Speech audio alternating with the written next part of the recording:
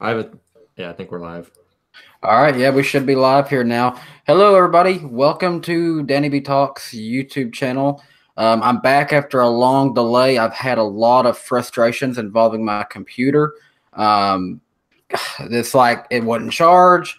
I took it to Best Buy because they said that they could send it in to get it repaired. Then I get there and they say, "Oh, sorry, this one's one of the weird ones that we can't actually send back in." And so I ended up having to get a brand new computer in the long run. Not ideally what I wanted to do, but can't help it. That's what I had to do. And bear with me. I've got a better camera than this. I'm not using it. I'm just using the camera that's on this laptop here. So it looks a little bit fuzzy. So, but just kind of bear with me. Let me try to turn on a light here set it to see if that might help a little bit. Maybe that'll help just a little bit, adding a little bit extra lighting. Yeah, you're shining. I don't know. Adjust that. Does that look any better? Yeah, that's good. All right. So, what's up, everybody? I'm here with the Iceberg today. I should have left a link to his channel in the description. I think I did at least. Bear with me if I didn't. So Atlanta just wrapped up this weekend. I was actually fortunate enough to go down there. Had a really good time with that. Some bad rain going actually to Atlanta over the weekend. Like it got pretty scary at some points. Like at one point I had to just pull off the side of the road and really it just followed us practically the whole way. At one point I had to just pull over, like it got so bad, and I barely made it into like a McDonald's area. But in the end, we ended up making over to the Atlanta Motor Speedway. When we got into the Atlanta area, we were actually in front of the storm, so it wasn't so bad then, which was good. Let me see if there's a way I can pull up the chat here while we're doing this. Yeah, and I was at home watching, being jealous. You know, basically what every other fan at home is doing. Got to basically watching it while I was cleaning out my fish tanks. So, well, that's always fun. Oh yeah, and still the filter for the 36 gallon is still smelling terrible. So I got to figure out what to do with that. Yeah, I just noticed your signed hat right there. I don't think I noticed that last time. Yeah, I've been moving stuff around, right? And I figured I'd show off. I got that at Chicagoland in his last year. So nice. I was like a giddy little schoolgirl. Well, speaking of like getting stuff, so when we was down there in Atlanta, I actually picked up my first 2018 diecast of the year. This is just 1/64 scale though. It's actually got. It's hard. It's gonna be impossible to really tell on that. Maybe if I bring it a little bit closer. This is the Alex Bowman 1/64. Kind of hard to see the details on it. It doesn't look bad. We also saw the Chase Elliott ones, but the Chase Elliott ones honestly looked terrible. Like the standard finish, even the 1/24s looked like they had glitter in it, and that did not look legit at all. So we actually passed up on getting that. And then actually when I got home on Monday night, and the mailbox was this bad boy right here, the 1/24 scale gray ghost car that Dale Jr. drove over at Martinsville. This is actually the last car that I saw him race in person, so I mean I had to have that one. Oh, that's awesome. My grandpa's got the 08 Gray Ghost, so yeah, I seen that one down in Atlanta was only selling for like $15 now. Really? Yeah. I remember back when it came out and they're all like around $90 to $100. Yeah, that it's going down in price. Like there was a big you know how when you go to a race there's only like there's the tent vendors and stuff outside that you can usually find good deals on. Yeah. There was only 5 of those down there in Atlanta, surprisingly. Like any other track I've been to, like Martinsville, Bristol, or Talladega, there's always been at least 15 to 20 of them.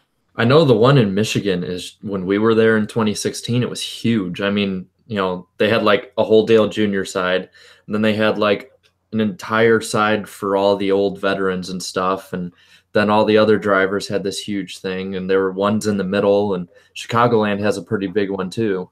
Yeah. So.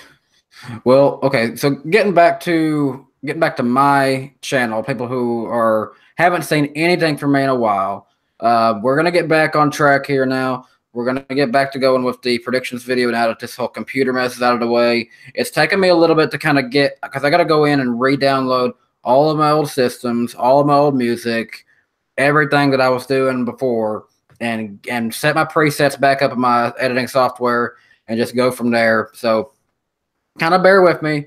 I'm behind on that stuff, but we'll get it all straightened up, and we'll go from there. I was doing two other series, the race weekend reviews and the top 5. The race weekend reviews, I think we're just gonna I think these live things would just be better to just go ahead and do them instead of just the race weekend review videos. I think that would just be a little bit better. But away from that, the top 5 series, I don't know. I've just not really been sure if I'm actually liking the way that one's going. So I might just kind of have to put that one on pause. It's already had a week off from it anyway. So kind of maybe just consider going back to just doing my Wednesday list videos, my prediction videos, and maybe just doing more list videos because those are a lot of fun for me to make. So doing some of those. And on top of that, I was telling Jarrett here, I've got so much footage from this past weekend. I've probably got like over 200 files on my computer from the entire weekend that I've got to edit together into a vlog. So just kind of bear with me. I'm going to try to get back in this whole YouTube thing. It's weird. You think it's only been maybe like a week and a half since all this stuff happened, but it really throws you off because I got onto that consistent like basis. So now I've got to get back into it now that I've got a new computer. A week and a half in YouTube time is like, 3 months in real world time. Everyone forgets everything really quick. I mean, people stopped watching me. I even lost a few subscribers because of this stuff. So I mean, I've got to get it going back again because I mean, I like doing it. It gives me something fun to do. Tomorrow I'll have a little bit more time to be able to work on some stuff. So I'll get the vlog edited and get the predictions recorded. Usually my predictions goes up on Wednesday. Obviously it's Wednesday right now, so that's not going to be happening. But we'll get it straightened up and maybe get the predictions up by Friday. We'll get part 7 and maybe I'll just go ahead and rush out part 8. Obviously I'm already wrong about 2 predictions. I didn't predict Austin Dillon winning the 500, and I didn't predict Kevin Harvick winning Atlanta. To be fair, though, for the 500, I predicted Truex. He was up there a lot towards the end of that one. And then I predicted Chase Elliott to win Atlanta. And to be fair, he finished in the top 10, and he was kind of up there at the end. So, so not too far off at least. And then I did pick the winner of Atlanta, and I was pretty close with Daytona. I predicted Denny Hamlin for Daytona, and he ended up finishing 3rd. And then I picked Harvick because I just wanted to take a safe pick. Yeah, look at him showing off there. Oh, yeah, you bet. But I'll say this weekend right here, I predicted Jimmy Johnson, but I'll say this. We may very well likely about to see Martin Truex Jr. get it going back again and get going in the way he needs to be.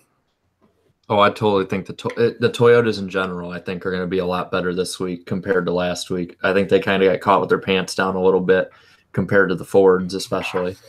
Well, also, you got to consider totally different conditions than what they thought they were going to be racing in. They practiced all weekend and sunny skies during the day, and then it ended up becoming a day to night race and rainy, cloudy, colder conditions than what they've been used to all weekend. So, I mean, little small things like that affect the way the race weekend goes usually. Yeah, and well, that basically covers it. But yeah, it seemed like a lot of the teams that thought they were going to be pretty good for the race were off, and then the ones that were a little off in practice seemed to be a little bit better. Because I noticed, like, I'm rooting for Bubba now, and he was really good in practice, and once the race started, he just floundered. I mean, I think the best he got after the first few laps was like 20th. Well, me, I was in the stands. It's harder for me to tell exactly, but Alex Bowman, he took off so quickly at the beginning of that race. Like he started in like 18th, but next thing I knew, he was in 7th place in only a few laps, and he's running the highline. I'm thinking, dang, Alex Bowman has a good car, but then he just kind of fell off after that. Yeah, it seemed like the Hendrick cars in general they weren't on it. I mean, Elliott finished in the top 10, but a lot of that was fuel strategy, and then The rest of them just were off. Right. Yeah, I mean, I noticed at one point Casey Kane in the '95 car was ahead of him. Like was ahead of like I think 3 of them, and it was one of those things where it's like him and an underfunded team is outrunning Hendrick. The year after leaving, it's kind of one of those funny things. Yeah, that is kind of ironic. Cool thing. I didn't really get it on like video, but did meet 2 drivers over the weekend. I didn't get nothing to sign or anything, but did get a picture. Met Jeffrey Earnhardt, Bootleg Dale Jr., and no offense, Jeffrey, and met William Byron. Now meeting William Byron was pretty cool. Oh, the funny thing I find about William Byron is like he's this amazing talent who's just won all these races in truck, won a championship in Xfinity, and if I'm not wrong, I'm pretty sure he's younger than me. Oh yeah, he's 20. Yeah. I'm like sitting, so I'm the same age as him, and I'm sitting like, don't even remember what I was talking about in my class today, and he's out there kicking ass on the racetrack in the 24 car. Yeah, it's so weird because like just standing there with him, me and my fiance just standing there with him. It's like hey, we're just taking a picture of this kid same age as us. Was he like? Because he seems kind of shy on TV. Was he kind of like that? Was he one of those sort of mellower guys? Kind of, yeah. He seems just pretty like a normal kid our age, And granted, like people like Joe Logano seemed the same way when he first come in at 18 years old. So I mean, chances are you give this kid 6 or 8 years to get in his comfort zone, he's going to be a completely different guy. Yeah, we kind of need a few more smart asses up there. So I'd be cool with him if he evolved into that. Now, especially if we can back it up. I'll say someone who is going to turn into that. And that's Blaney. Blaney just seems like he's going to turn into that. Blaney, and then if Bubba can get it going, he's gonna. Those two together, they're like the same personality and 2 different guys. I want to meet Bubba this year just because he's just a great person in general, and actually it turns out he's got some family that's like in the area that I'm from actually. Cool, yeah. It's what's kind of funny about those 2 also is like, my mom, dad, and I are all rooting for Bubba this year. My brother. He used to kind of root for Carl Edwards a lot, and then he rooted for Junior in the last year, but he's sort of always been trying to find different guys to like. And he found out about Blaney's Star Wars show, so now he's a Blaney fan. So yeah. Cool. I'll say this: when I was down at Atlanta, and it could have a lot to do with the inclusion of someone like Bubba Wallace, and it could have something to do with the fact that there's a better percentage in the Atlanta area. I noticed a lot more African American fans at the race this weekend. I thought that was really great to see because I think it's important for NASCAR to be able to diverse its fans. Its fans like ethnicity diversity. I noticed that when they kept putting the camera on the crowd, especially there were a lot more African Americans, and there were also a lot more kids too. I noticed compared to usual. Someone posted a picture on Facebook this week that actually really said a lot. You saw this young African-American young lady, about 7 or 8 years old. She's got her headset on, and she's just so into the race. And she's got this pink shirt, and it was really cute because it had like a 40-30 on the sleeve. And this thing, it looked like the NASCAR logo on the front, but it just said Wallace, like in the same font and everything. And I was like, that really says a lot right there. I want to see more of that. Yeah, they can. Just in general, when I see kids like that, no matter who the driver is, just always reminds me of how when I was going to my first races in 2006, 2007, and it's like there's nothing. I mean, even now, at 20, there's still nothing else like it. And I honestly think that if you get someone hooked onto to NASCAR, the way to do it is to bring them to a race, even if they've never seen a race before. Oh yeah, for sure. I mean, that's how I got my fiance into it. She hated the idea of us going to Bristol back in 2016, but now I wouldn't even have to say, hey, do you think we can go to this race this weekend? I could just have the tickets ready and say, hey, we're going, and she would probably be excited about it. Oh, that's awesome. That is awesome. And going back about more kids watching and stuff, that's really good, especially like moving forward. Because I noticed last year at Chicagoland too, in the infield, is like, because usually there's the guys that are all there, they're like in their 50s, 60s, 70s, and they're all sort of doing their partying and stuff. And I was, kind of noticed how I'm about the youngest person in there. And this past year, I noticed that there were just kids between the age of like 7 and 13 that were just digging it. And moving forward, the next few years, that's something the sport really, really needs. Oh yeah, for sure. I mean, you think back to, how I was as a kid. I went to my first race back in 2009, so that's almost been 10 years ago. So I would have been about 13 years old when I went to my first one. So I mean, it's important to get kids to want to go to races so that this sport will continue to live on. If there's no future fans that are going to be watching it, then NASCAR ultimately will fail in the long run. Yeah, and at this point, with how ratings are in attendance, they need something that can stop the bleeding or have like a little light at the end of the tunnel. Yeah. I can tell my fiance is watching. She just sent me a message and said, "Stop eating chips." It's not chips. It's goldfish that we didn't eat this weekend. Got to get them ate. That's our new sponsor, by the way, Goldfish.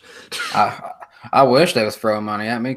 Come on, I'll be like a NASCAR driver. Gatorade too. You can get it on this. Hey, I'd like to thank everybody on my team this weekend. The Goldfish Gatorade car was running real good this weekend. Felt a little bit tight off turn 2. But have you looked at this today? This makes a great snack after the race.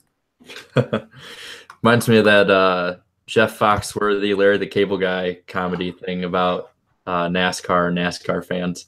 It's so true, though. Oh yeah, that makes it funny, honestly. But for sure. We should probably talk about the race, or at least one of the races that happened over the weekend. Be honest with you, I couldn't really find time to watch the other two because I had to be I was on Saturday.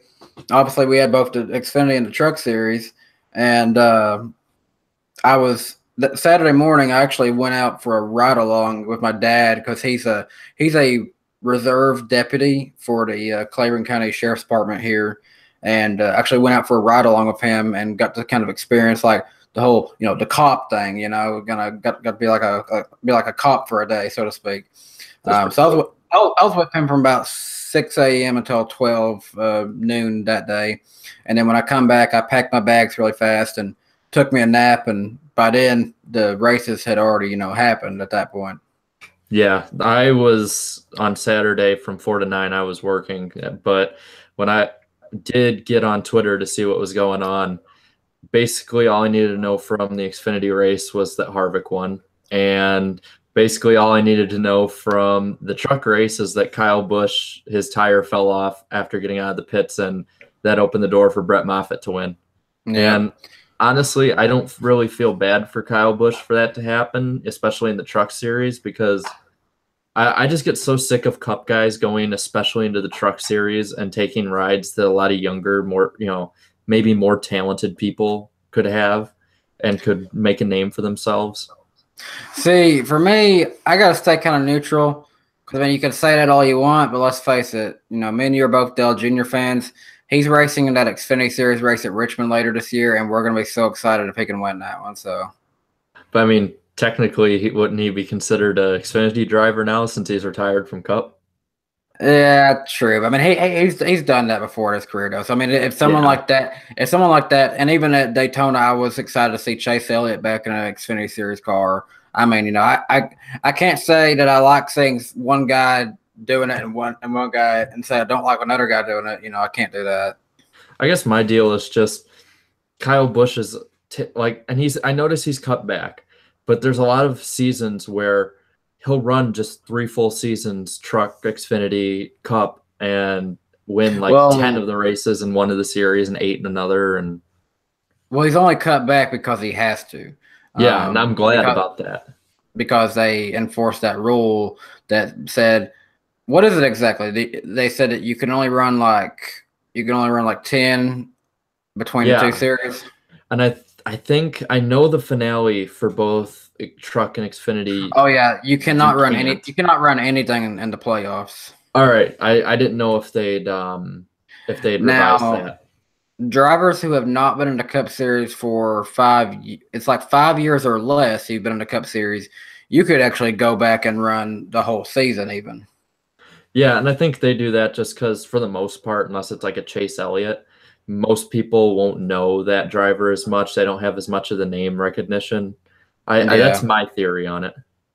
yeah. So I mean, somebody like, well, Kyle Larson's only got a few more years that he can still do that, but he could technically go out and run the whole deal. That's why he still does a lot with the number 42 program in the Xfinity Series. I think this is the last year he can do it because I think it wasn't he a rookie in 2014?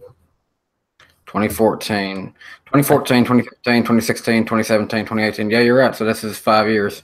Yeah, I just remember because I was at that race in Chicagoland when it was like Larson, I forgot who else, but then Keselowski passed him in the middle 3 wide. I just remember because that was so awesome to see in person. Mm-hmm. So that's the only way I really remember how Larson's career started. And that he was pretty awesome his rookie year and was that close to making the chase. Yeah, back when it was called the Chase. Yeah, now it'd be a little bit weird if they called it the Chase and you're a Chase Elliott fan. You're like, Chase is in the chase. Yeah, they could make a slogan out of that one. Oh, they could. But I guess technically you could say that NASCAR did listen to the fans who hated the chase and got rid of it. They just made it the playoffs.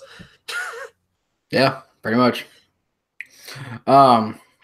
So Kevin Harvick won the race, and we saw a lot of Fords up front. Yeah, the ones that I saw the most were Harvick, Keselowski, and Kurt Busch, and then Denny Hamlin was up there a little bit for fuel mileage. Yeah, him and Joey were on the same strategies. It looked like on fuel mileage, and then Chase Elliott towards the end kind of got on his own little thing, which is kind of how he got up around being in the top 10. Yeah, I noticed that, and they were showing on TV. You could just see how much of a difference tires made. Like Hamlin would come out of the pits with like a 5-second lead on Harvick, and within 3 laps, Harvick was past him. Yeah, it was incredible to see. That's why I love these older tracks like Atlanta and how Texas used to be, and Auto Club. Yep. I'll say this. I've heard so many people talk about how Atlanta is looks so old and stuff, and I never really understood it until I actually seen it in person. Now when it was raining, everything wouldn't really tell much of a difference, but then when it dried off, it's like, wow, look at this surface, because it's just like places where it's cracked, they just patch it up with tar. Well, I think the last time they repaved it was when they reconfigured the track. And I don't know what year exactly that was, but I know a lot of people were throwing around 1993. So basically, this track's been around longer than Jeff Gordon's career. Yep. That's just incredible. I mean, the last time this track was repaved, it was 4 years before I was born. Oh yeah. So I'm down with them. I'm down with them just making it basically a patchwork every year until they can't do it anymore. Mm-hmm. Have a 2010 Daytona 500 be the difference. Yeah. Oh, I'm just now looking at a lot of these comments on here on my channel. I just now went over to hit. So let me take a moment just to kind of look at this stuff here. We got Joe T 5223. He says hi. Hello, Joe. Jared Holmes left a few. Hello from West Virginia. Well, hello there, Jared. Gordon is his all-time favorite. Yeah, I was a big fan of Jeff Gordon too. I definitely respect Gordon. Yep. NASCAR Kumon Cup Series says hi, and he says Kyle Busch will finish runner-up as the highest Toyota behind Joey freaking Logano. And he says Danny B, big fan. Wins Part 7 coming out. I think I addressed that earlier. It's going to be about Friday when I can get a chance to maybe get it published. Maybe it'll be Saturday. Not sure exactly.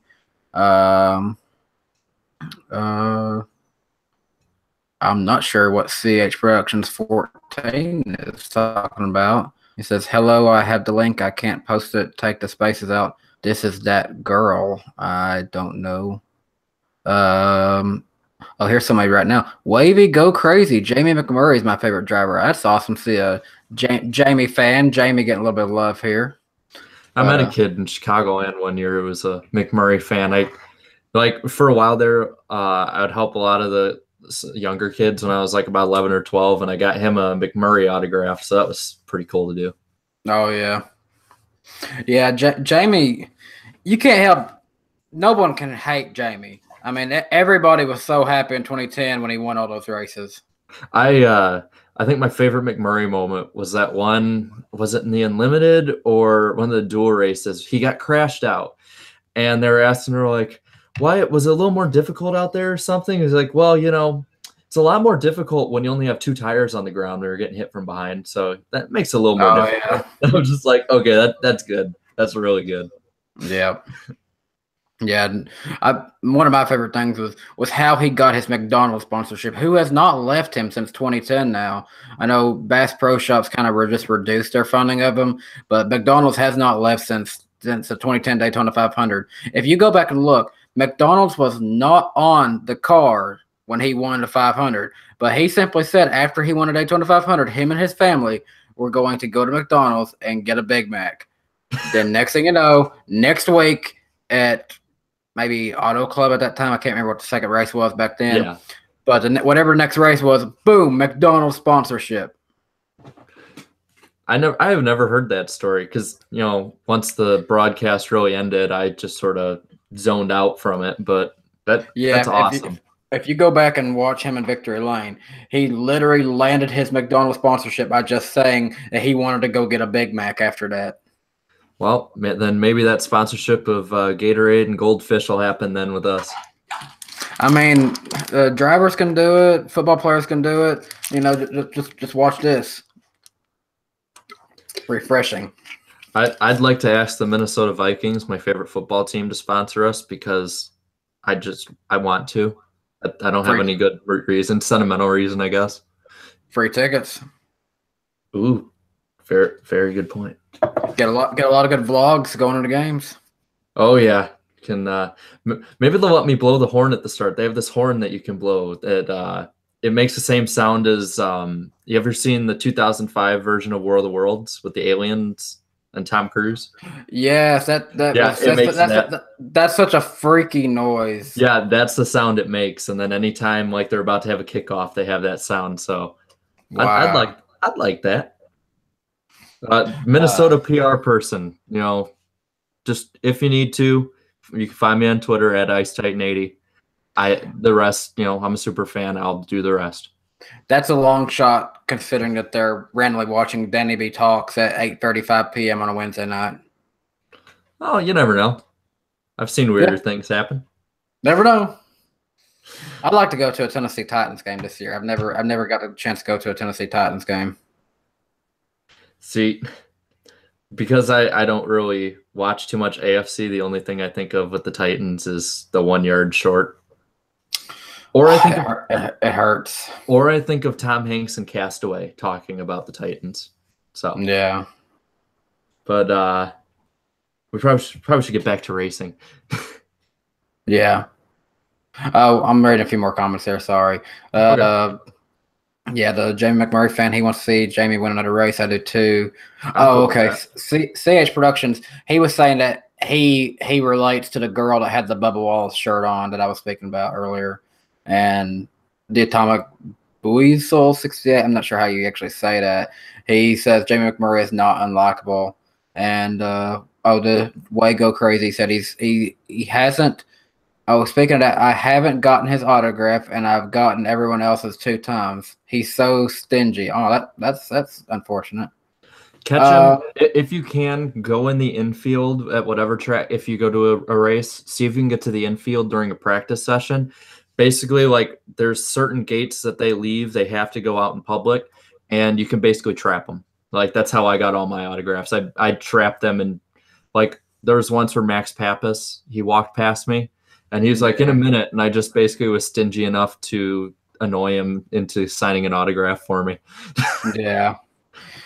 Try not to ignore all the comments here. Straight Speed 910 asked, who do I got winning at Phoenix, Danny? I'm going to that race. I said it in my predictions video, but Bowman, the showman, going to get it done in his home track in Arizona. And CH Productions, yeah, my first race was 2009 at Bristol. at the Scott's Turf Builder 300, the nationwide race back then. Oh, mine was the 2006. I think it was 3M Performance 400, the Michigan race that got rained out, the Casey Kane one. That's how people remember it, and the one that Dale Jr. had his grandpa's paint scheme. Yeah, Wavy Go Crazy was asking if Iceberg could get him a Jamie McMurray autograph sometime. He said he watches all these so far. I can try. I'm not going to be at a race until Chicagoland, but they stop more for kids. But I mean, when I got Junior's autograph, I basically, well, keep saying basically, I trapped him too. I waited for him outside of the driver's area in the infield. The infield is so much easier to get autographs with, so I can try, but I can't promise anything, especially since they don't stop much for guys with beards that are taller than them. I mean, if you shave it and just kind of squat down and throw your voice back, maybe you can work it out. I just need to find the kid that I was with that was able to stop Johnson and Junior last year. That kid was on fire. He got, in the span of like 10 minutes, he got Bubba Wallace, he got Kyle Larson, Ryan Blaney, Joey Logano, Clint Boyer, Michael Waltrip, Dale Jr., Jimmy Johnson, Trevor Bayne, and Ricky Stenhouse. Like in 10 minutes. It was incredible. It's like watching me 10 years ago. Yeah. I was able to buy the Bowman 164 here. I really was going to get potentially a William Byron one if I could find one, but they didn't have those like produced yet. Or else I probably would have got Byron to sign that when I met him. Whether it's signed or not, those in 10 years are going to be worth a fortune. His rookie cars. Yeah. Well, probably the 124s more than anything, but the 164s will still be a favorite. Because I honestly think that he's going to become the next Jimmy Johnson, Jeff Gordon. Hendrick might be a little off right now, but I think he's the type of driver that can elevate past wherever his equipment's at. Honestly, I think he could win in basically almost any team. Hearing you talk about Jimmy Johnson, I just want to throw this out there. He signed until 2020, but I'm not sure the exact details on his contract. If he's able to just if he feels like he's able to retire, he can just retire. But I don't want to be bringing up the R word right now. Obviously, it's still way too early for that. But I mean, the year he's having so far, if it doesn't turn around throughout the year, he may actually start considering. I don't know. And people don't realize it too much, but he's been falling off. 2014 was his last really elite year. I know he won in 2016. He still gets the amount of wins. He didn't really show up until really Homestead, even, because he was not going to win that before the big crash happened there. No, he was running how Gordon was in 2015. But if you look at his top fives and top tens from 2014 to 15 to 16 to 17, he started slowly falling off in 15 and 16. But last year, I think he had 14 top tens, which for a lot of drivers is really good. But kind of put it in perspective, that's only 6 more than Junior got last year. And he had a horrible year. If it wasn't for this chase format, I don't think Johnson is even relevant last year's chase. I mean, it's crazy because he won 3 races towards the beginning, but then after that, it's just who are you? It's kind of like how McMurray was in 2010, hit or miss. Because it's 1 week he's just dominating and he's vintage Jimmy Johnson, and then the next week he looks like just some nobody out there. And Hendrick in general, aside from Chase Elliott, just was off last year, so maybe that was part of it. But that should say something about Johnson, that he couldn't get past where his equipment was like he usually can. So I personally think that he's going to call it quits next year. Yeah. Did we lose the connection? Is it still streaming on your end? Yeah, it says live on my end. Okay, now it's back here. It just kind of went away on me for a little bit, but I was looking at the comments here again. Let's see here. Some guy said he watched my predictions video. He said I'd be nice to Kyle Busch winning Phoenix, my favorite driver around my home track. I mean, I could see it. I guess he's ran pretty well there in the past. Jimmy Kenninger, AJ Allmendinger fan here, few and far between. Yeah, that's actually true. You don't see a lot of those. He's a good guy, though. Yeah. Allmendinger. It was funny. I met him when I was 10 and I was taller than him, so I wasn't expecting that. That kill Yarborough syndrome. Here's a very interesting fact here from the Atomic Buizel 68 here. He actually says right now Jimmy Johnson is lower in the standings than Justin Marks and Mark Thompson, who only attempted the Daytona 500. Yeah, I mean, Michael McDowell right now is in the chase. I know it's early, but at the same time, Johnson this year, he's already made some really uncharacteristic mistakes, whether it be spinning out or, he's wrecked in all of his races this year. It reminds me of how Tony Stewart was in 2014 before all the stuff went down, where it's just off. And especially for someone as good as Johnson, it's kind of concerning. So I'll tell you who this does look good for is Mr. Tyler Reddick, the newest guy coming into junior motorsports. Either him, well, really, I'll just say him. Michael Annett, he's tried the Cup thing. Didn't really work out for him. Justin Allgaier, he's tried the Cup thing. Didn't really work out for him. Elliott Sadler, he's already decided he just wants to stay in Xfinity Series for the rest of his career. And then, Tyler Reddick, he seems like he could be very likely for when that day happens that Johnson decides to step away. He could be the leader for the 48, in my opinion. You know what? I'm going to kind of make – I don't know the contract situation, but I'm going to kind of make a little bit of a bold prediction that if Johnson retires before they have someone young ready to go, I think Kurt Busch will have his last year at Hendrick if there's that spot open. See, I don't know, because I'm almost thinking this is Kurt's last year, just in my opinion. I know he's running well and all, but Matt Kenseth was running well too.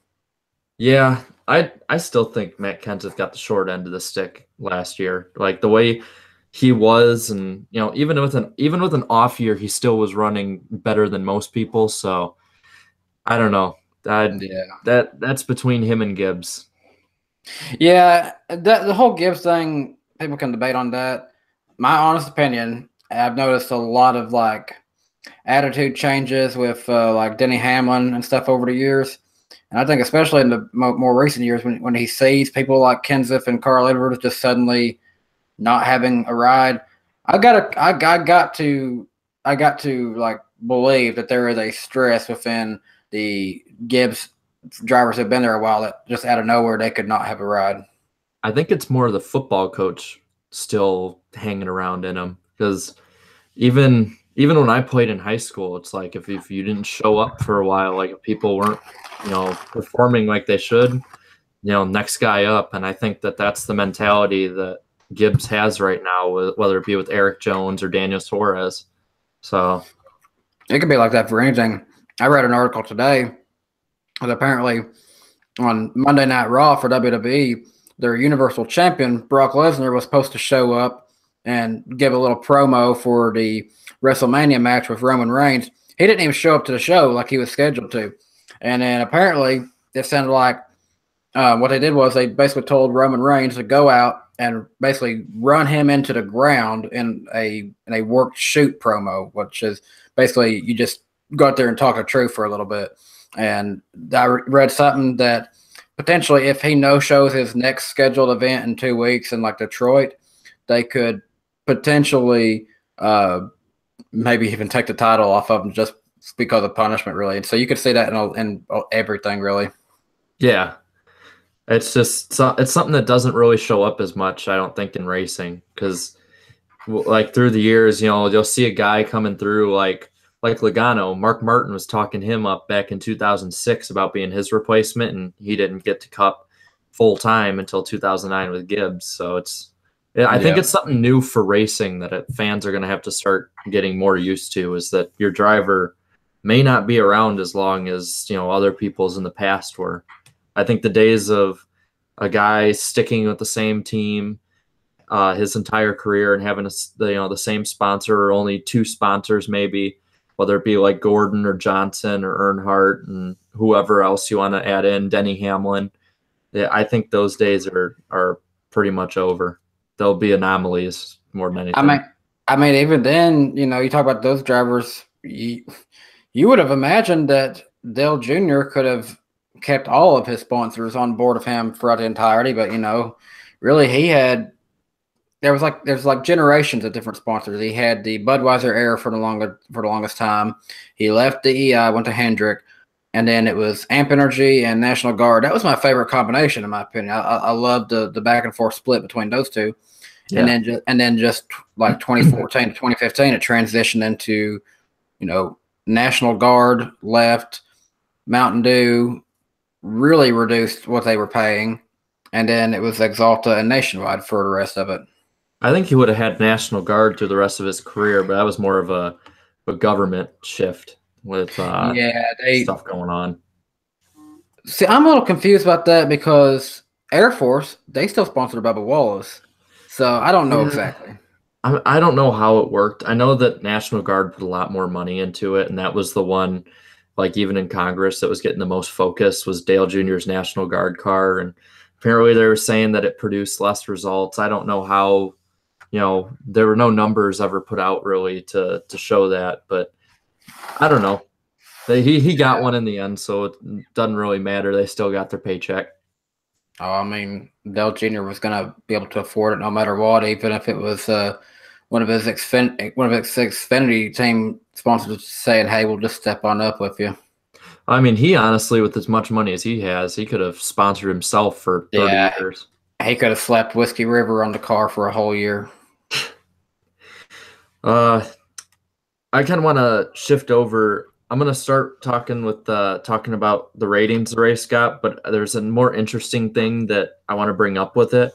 So I had from J-Ski that this week's race got a 3.1 overnight, which was down from a 3.6 in 2017, but was still the top rated in the time slot that it had. I do think some of that had to do with the rain delay and moving the race up forward and then back. But what I can understand because people turn on the race. Oh, it's not happening because of the rain. I'll just change the channel. It's like me and my YouTube channel. I had a period there where I couldn't produce anything. I lost viewers. I lost subscribers just because I wasn't able to do anything. Well, the point that I want to bring up is I was watching on a live stream. Basically, a person was just recording from his phone or computer or something the TV.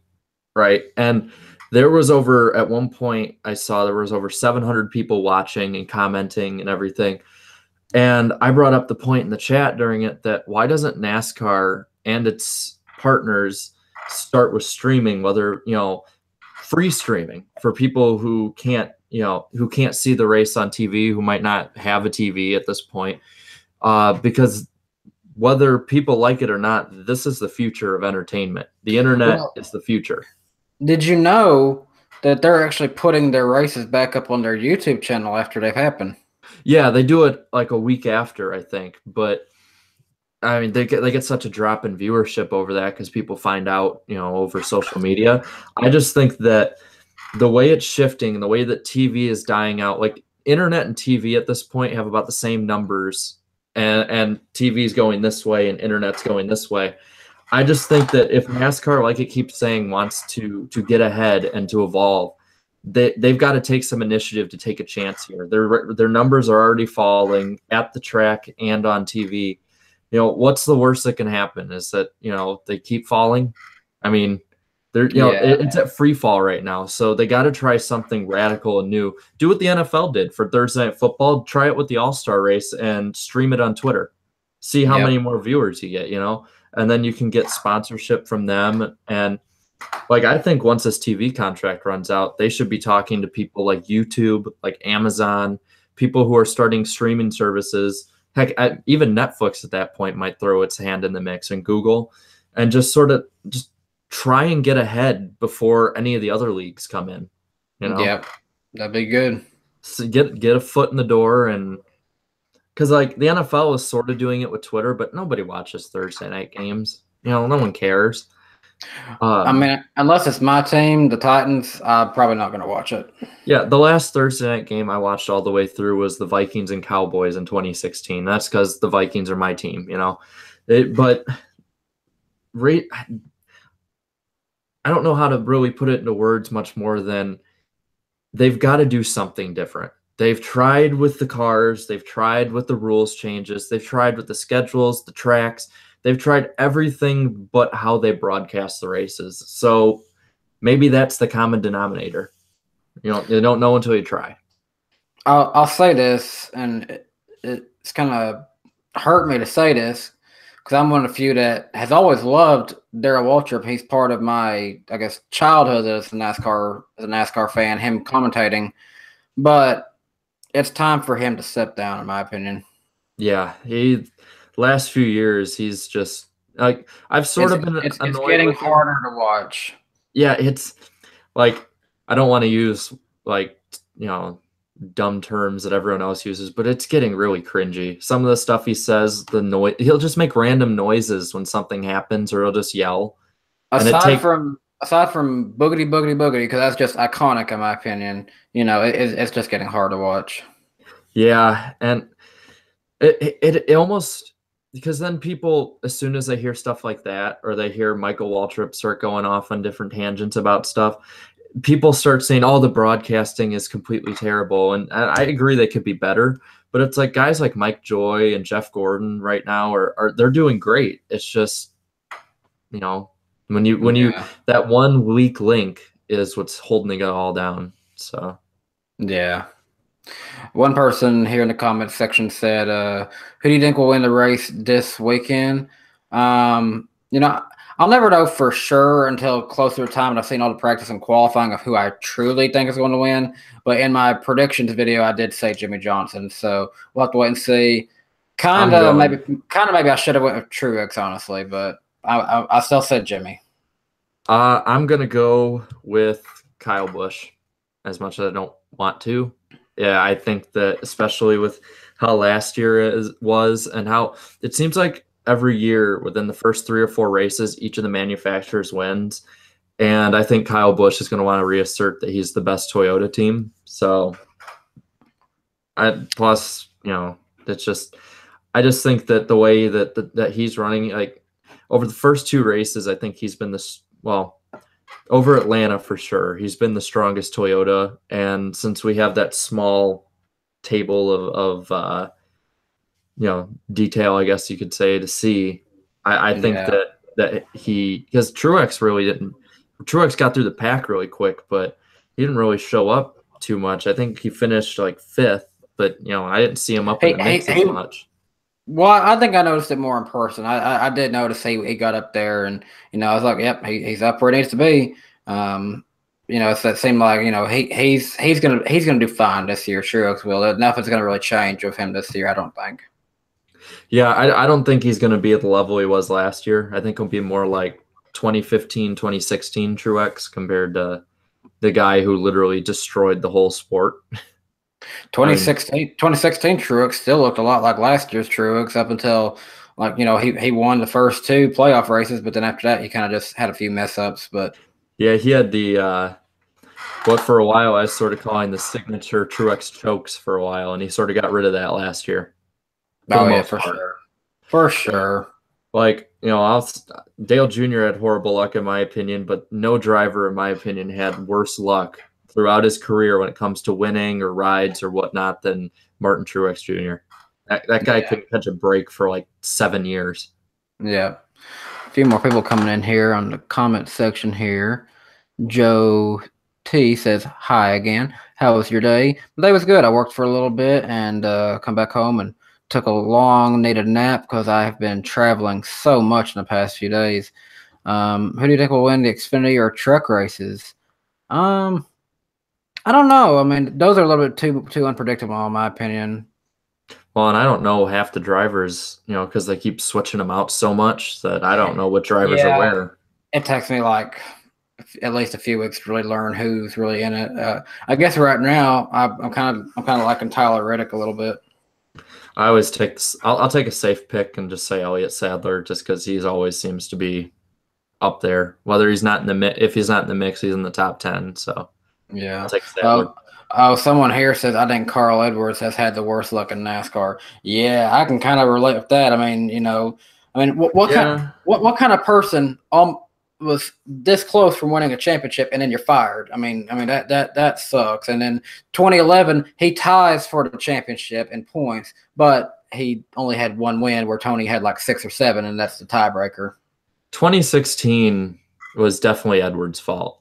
Like he blocked all the way down. What he was doing what he should have done, but I mean, granted, maybe if that yellow hadn't come out, I guess you could say that was unlucky, but he was the one who pretty much put himself in the wall there. Yeah. I need to correct myself. I said he got fired. No, he didn't technically get fired. He stepped down. But if you really look into things, it really come down to Eris being a big supporter of Suarez and pretty much pushed that decision. Yeah, and then Subway found like the most BS reason in 2017 to leave Suarez. Subway knew all along that they were only a Carl Edwards person, and basically they already had the contract signed, and then they're like, okay, we got a new driver. Yeah, they probably had one of those things where it's like, oh, I'm gonna the old guy who was in charge. He's like, I'm gonna look at the Twitter feed. Shit, Edwards retired. What do we do now, guys? Yeah, the way that they screwed him over, they could have at least stayed through the full season before leaving. Like, getting mad at him for eating Dunkin' Donuts or like for passing it out with children or something. That's like, come on, give me a better reason than that. I could make up a better reason than that. Yeah.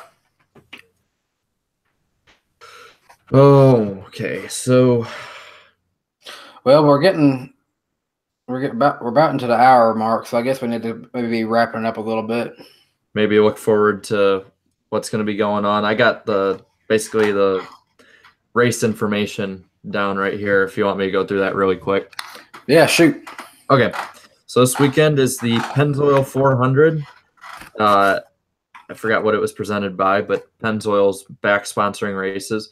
The weather forecast has no rain, but 58 degrees is a high on Sunday, which I would think for Las Vegas, that's got to be a lot colder than, what they usually get. It's probably why they got a September date to have a little bit of a warmer date. It was in Atlanta. It was about in the mid 60s, even with the rain and stuff. Before the rain hit, it was about maybe low 70s. So it was perfect weather. I was wearing shorts and flip flops down there and a hoodie. Yeah, we've had that kind of weather, so it's been really nice to run in. You can catch the race on Fox, or if you can listen to it, it'll be on PRN. Also, there always is a stream on YouTube, so make sure it's okay. I'm not gonna try and sound too mean with this, but I do have to make a point. I was watching this one, right, and it was like it was being recorded. And there was like some kid just talking through the whole thing. So if you stream the races, especially if you're recording it from your phone or computer, please, for the people that are watching it who don't want to have to go out and turn on the TV or don't have it, don't talk through the whole thing. We actually we just complained about Darrell Waltrip, but we do want to hear what the broadcasters are saying because they know what they're talking about. So I mean this in the best way I possibly can. If I click on a video and the first thing I hear is, "Hey guys, look at the NASCAR race." No, I'm not going to watch that. I'm sorry. I had it muted, and then as soon as I found a new stream, I literally told everyone, like, guys, go to this one. There's no talking. Yeah. So a bunch of people filed out at that point. The race this weekend will be at 3:30 p.m. Eastern time. It'll be 267 laps, so 400 miles.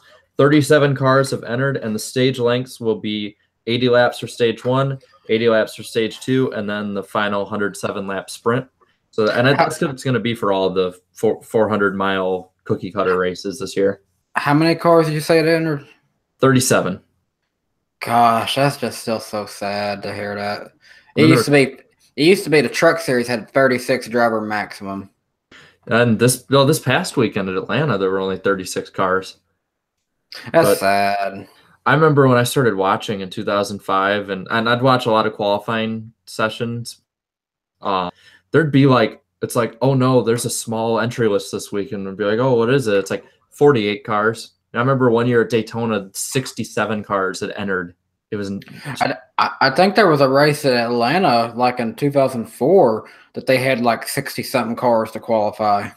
Yo, I want to look really quick. I want to see something. I'm if my phone doesn't die first for me. All right, you go ahead and look that up, and I'll go ahead and mention a few things. So, so once again, wrapping up here for me, at least before we actually end this whole thing, I'm going to be getting my part 7, my predictions video, recorded, edited, and ready to go up on YouTube here soon.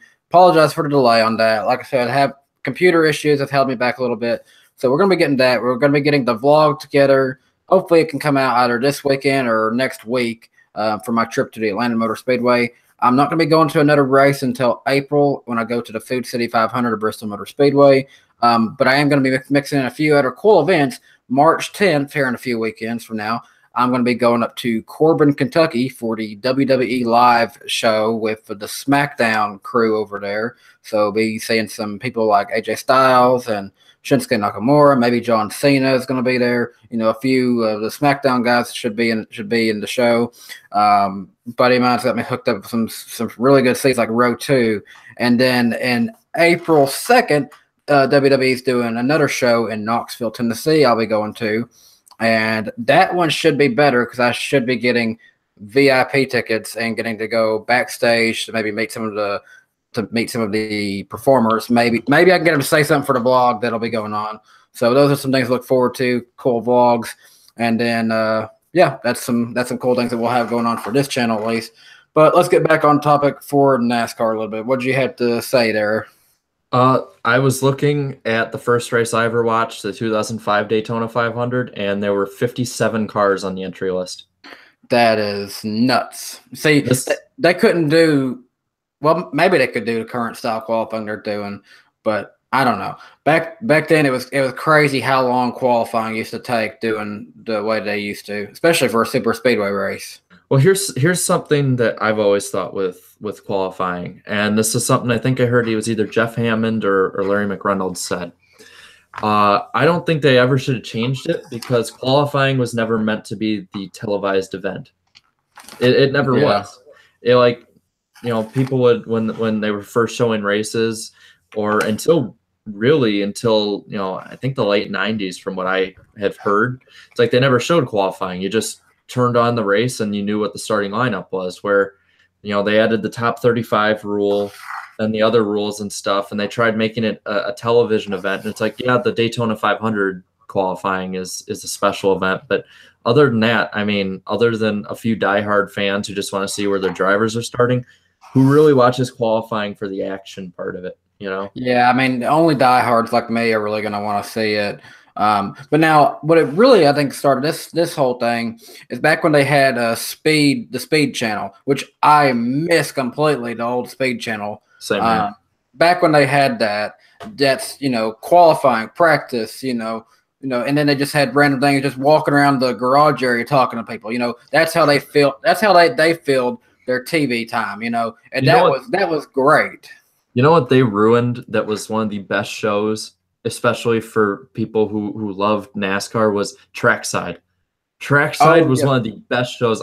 I go back and watch the 2008 Trackside shows. Like there's the one where Junior was like talking with Elliott Sadler, and I think Gordon was on one of those with them too. It's like a Talladega and Darlington. And it's like back then they could just, I mean, it was just like us, just talking about the sport and telling different stories and stuff. Those were so much fun, and technically they still have Trackside Live outside of the track, but that's not being shown on TV. It's not the same thing.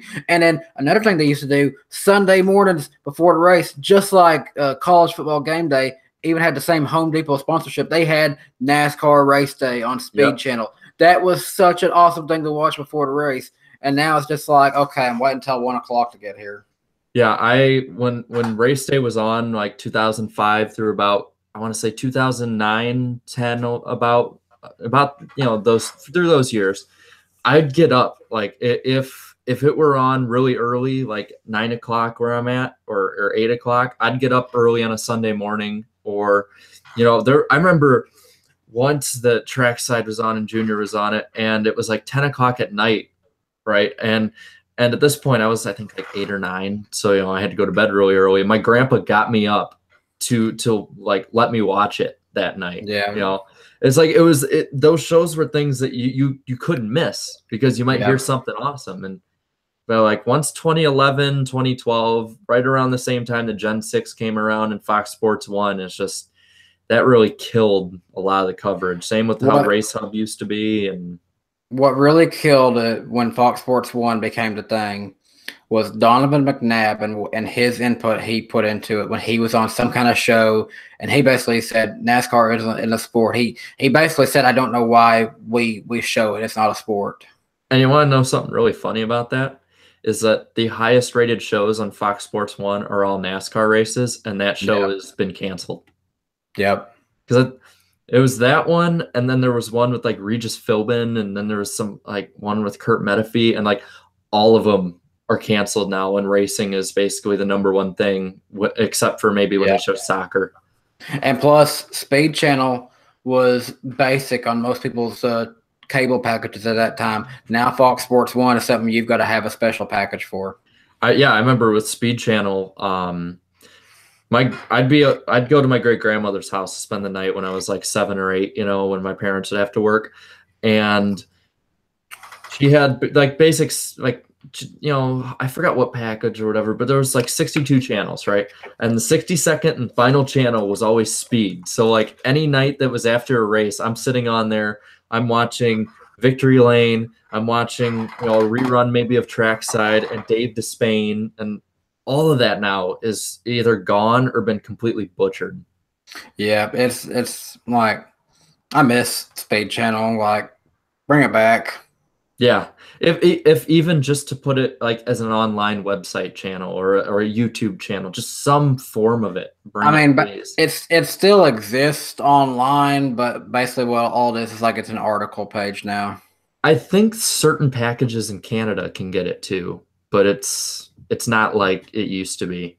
They don't even have Barrett Jackson on there anymore. I didn't really watch that too much, but I still saw it from time to time, mostly just because, for me, it was channel 68, and, it's just like nothing else is good on. Let's just turn on Speed Channel. Pretty much. There'd be times where me and my brother would turn it on just so we could see how much cars were going for, or selling for. I think the most I ever saw was like 1.5 million. I forgot what it was. Let me check the comments here a little bit. It's been a little bit. Yeah, I want to see if they're reminiscing with us too. Yeah, someone here said Subway leaving with a load of BS. Someone said, so we should blame Dylan Lupton. He blew the engine that caused the caution that caused the restart. Then boom.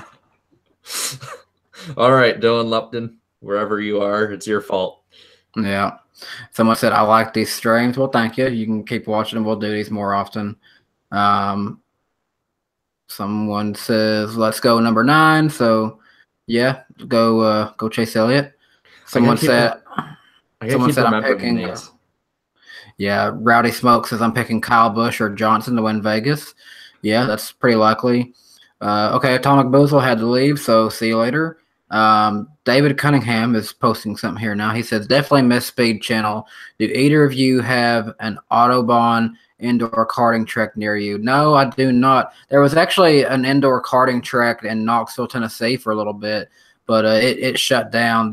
What we do have that's conveniently close by is the only NASCAR speed park still in existence in Pigeon Forge, Tennessee.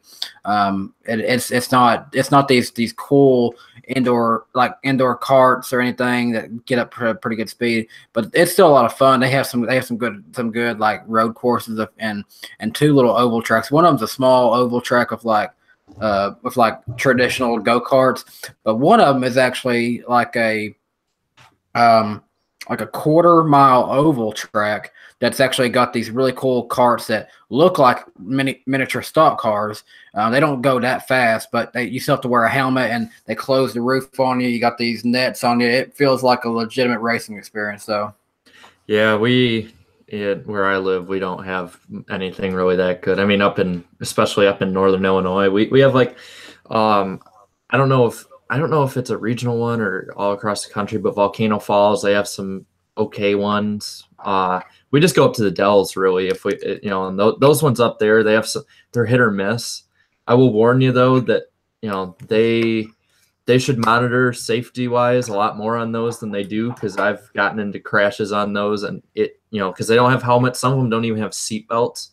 I remember one where I was going around a corner really fast on one of them, and they'd let this little girl on who was in no way tall enough or old enough to be on there, right? And she was going backwards, and it was a blind corner, and I ended up hitting her head on, hit my head on the steering wheel, then hit my head back on the solid plastic seat. And it wasn't like a hollow one. It was like completely solid. Man, I had a headache for weeks. Like, it's one of those things where it's like, oh, yeah, I'd like to be like Dale Jr., but I don't feel like being concussed like him. Yeah, now I'll say this, at Speed Park, they're pretty serious about their safety. There's still a few wrecks and stuff, and mostly because of little kids usually, and they'll have to go out and get their car. Then, especially on the road courses, they'll mess up and get spun out. But like, if you're like getting remotely close to bumping, they're pretty strict on you. Yeah, I remember one of the ones I used at the Dells. It just wouldn't turn. Just everything locked up. And I'm looking, and like as I hit the wall, I look behind me, and there's just parts falling off. So some of them they do not maintain at all. So I'd recommend not doing many of them up on in the Dells or up near where I live. The only really racing thing we have around here is the Rockford Speedway, and there used to be a lot of drivers that used to drive here. There's and race here. They had the what do you call them? The sprint cars, the World of Outlaws or whatever. They had one of their series come here. So that was pretty cool. They just put dirt on the track, and that was awesome. You can probably find a few. You can actually find a few of those videos on my channel, to see how fast they actually go. But we don't really. There's not much of a racing culture around here. It's sort of a cult status. Yeah. Around here.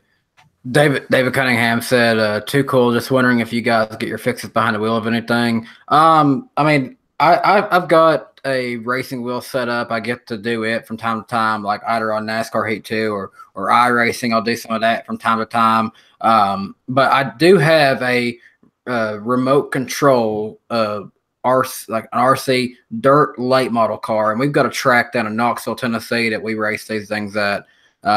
It'll open back up in April, and I'll be able to start going down with it more. And I've actually got a camera that will mount onto the car, so I'll be able to do some first-person shots of that and be able to like show kind of the racing action for that, which will be pretty fun whenever I can start doing that again.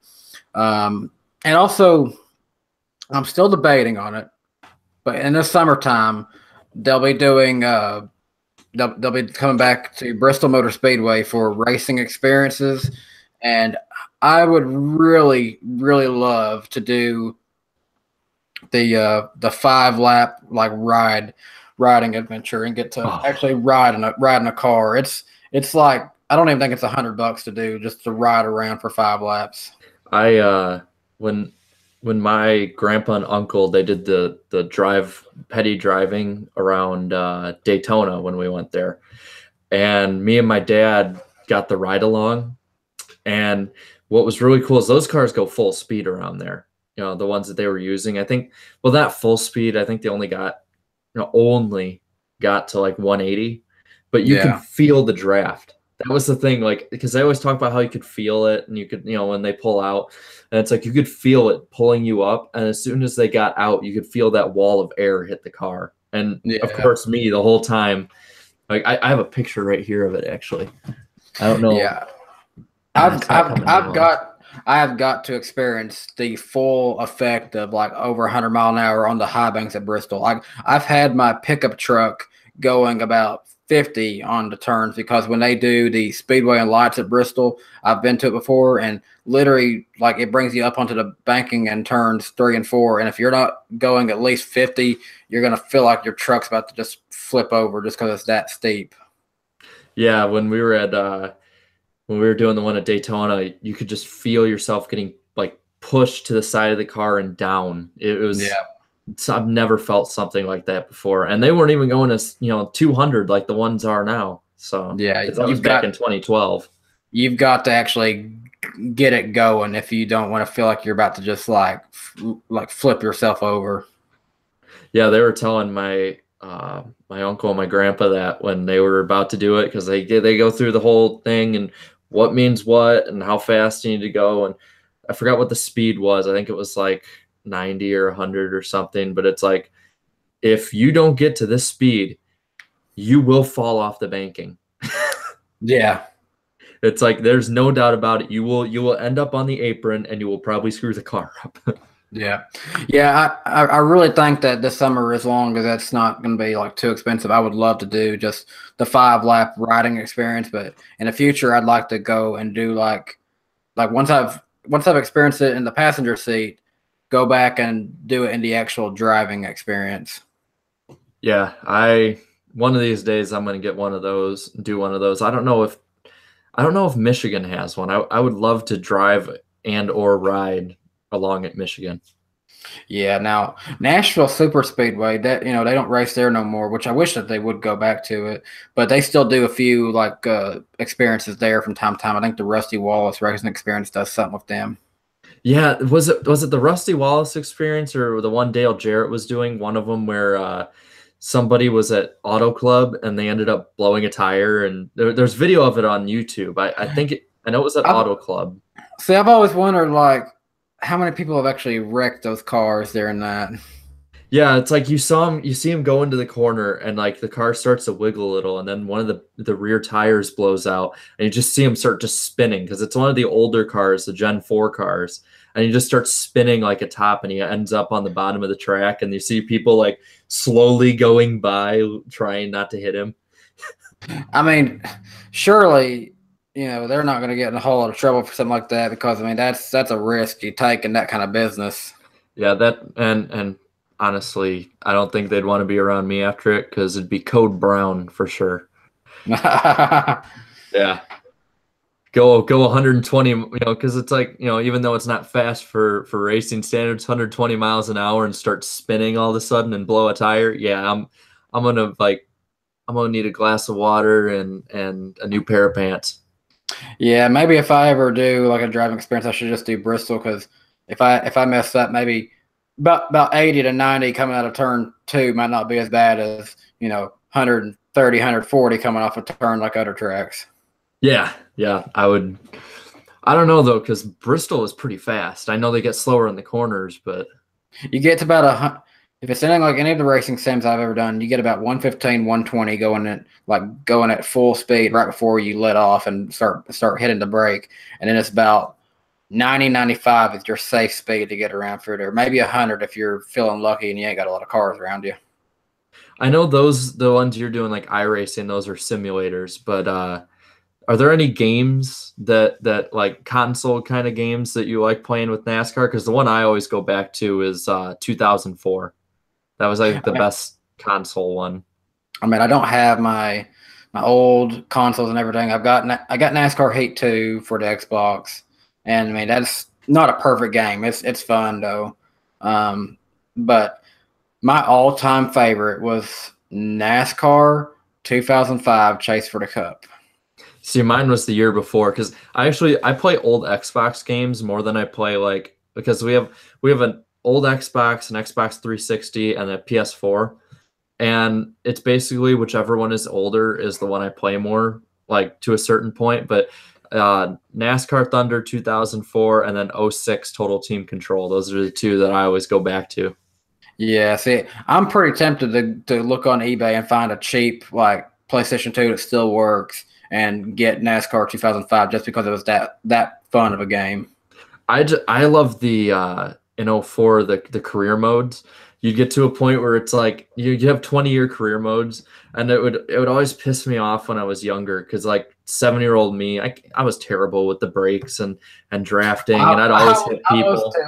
Don't feel bad because like I think I won four Cup Series championships by wrecking the entire field. So see, because I was at 7. I'd gone through 4 full seasons with the best points finish being 37th, and I was like, okay, I'm awful. I came back about 7 years later and tried it again, and I ended up winning like 3 straight championships after like 3 years or so. And I was like, okay, I need to move it off of easy mode. Yep. Because some tracks in those older games, where if you put it on the hardest mode and go against them, it's like you're getting killed, Yep. even if you're amazing. But it's All fun. right. Well, that was a fun little way to keep it off, but yeah, on topic at the same time. So I think at this point we should go ahead and be wrapping up. We've been on this for over an hour now. So All right, I'll give. anything you want to say before we get off here? So obviously subscribe to my channel if you like me. Subscribe to my channel if you like me too. Yeah, my Twitter is at IceTitan80, although it doesn't always cover NASCAR stuff, so go at your own peril. You need to find a way to get your Twitter set to be just your actual channel, like the Iceberg. Yeah, I think I'm gonna do one of those. I have my spring break coming up, so I'll probably do that. And then on my channel, jeez, what a fun spring break! Just working on your Twitter. pretty much. Well, with all my other friends who don't go to the college that I'm at, all their spring breaks are closer to Easter, so they can actually do fun stuff. Whereas I'm sitting here and the high that week is going to be like 40 degrees, so fun stuff. But I on my channel, I'm gonna try and get some different NASCAR videos up, and then I also started a weekly stream of I'm doing a half marathon coming up, so I'll be streaming every week to basically say what I did, what's coming up, and then what songs are good to listen to, and then after that I'll be doing one of those for the marathon I'm doing in October. So shameless plug, but if you want to see any of that or are interested, go on to my channel at some point and it'll all be there. Yep. And I said it before, I'm going to be getting back on my predictions videos, and then once the prediction videos are wrapped up, I will be going every 6 races or every 3 races, depending on which it is. And I'll be going back and reviewing those predictions. And I'll also be adding in some other list videos. And like I said, I think I had the top 5 and I had the race weekend reviews. The race weekend reviews, we're just going to kind of keep this on like this live stream type thing. And I think I'll focus on getting some more of those list videos. Those are very popular. They're very enjoyable, and I like making them. So I'll get back more on that kind of stuff. And I got a huge vlog from Atlanta to take care of. And then no races for a while for me unless something just randomly changes and I decide last second to go to Martinsville or something like that. Probably not that likely, but you never know what life will throw at you. Burp there. But got a few WWE shows coming up. One March 10th, one April 2nd. Those will be fun. Have some vlogs from that. But other than that, that's about it for me. I'd like to thank everyone who watched. We only got 3 people still watching right now. One of them might actually just be me, where I've got it open up on my computer. But everybody who has watched, I appreciate you all watching this. I hope you enjoyed the races this weekend. I hope you enjoy the races coming up this weekend. Again, subscribe to my channel, DannyBTalks. Subscribe to the Iceberg on YouTube. And come back for more great content like this. Later. See y'all. Bye.